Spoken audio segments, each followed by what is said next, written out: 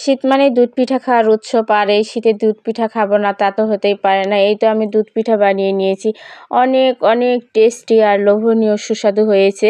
আসসালামু আলাইকুম, কেমন আছেন সবাই? আর আমি একদম সহজভাবে তৈরি করে নেব, তাই বাহির থেকে পিঠাটা কিনে এনেছি যাতে করে বানানোটা অনেক বেশি সহজ হয়ে যায়। অতটা কষ্ট করে আসলে বানানোটা বেশি কষ্ট হয়ে যায়, তাই সহজ করে বানানোর জন্য বাহির থেকে কিনে এনেছি 20টা পিঠা। আর এখানে আমি দুধ জাল করে নিচ্ছি।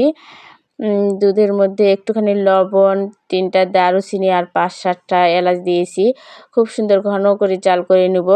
আর পাশের চুলায় আমি খেজুরের গুড় জাল করে নিচ্ছি, আর গুড়গুলো আগে থেকে একটু জাল করে নিয়ে দুধের মধ্যে মিশিয়ে দিলে তাহলে দুধটা আর ফেটে যায় না। আর একসঙ্গে দিলে দুধ কিন্তু ফেটে যায়, তখন খেতে ভালো লাগে না আর টেস্টটাও পাওয়া যায় না। এই তো গুড় খুব সুন্দর ঘন করে জাল করে নেওয়ার পর এখন দুধের মধ্যে দিয়ে দিলাম।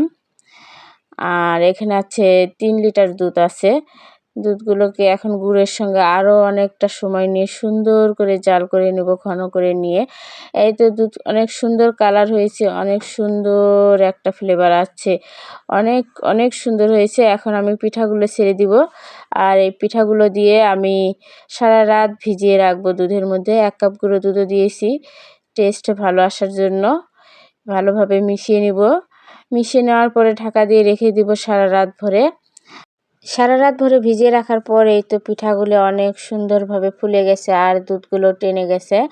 এখন আমি পরিবেশন করে দেখাচ্ছি।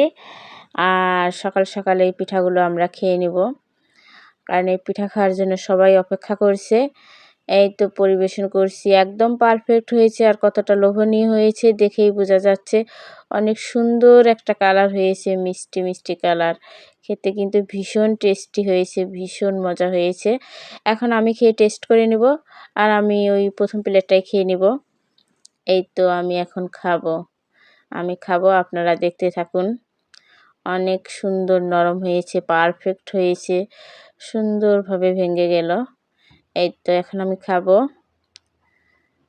অনেক টেস্টি হয়েছে, মাশাআল্লাহ মাশাআল্লাহ, অসম্ভব মজার হয়েছে, অনেক অনেক সুস্বাদু।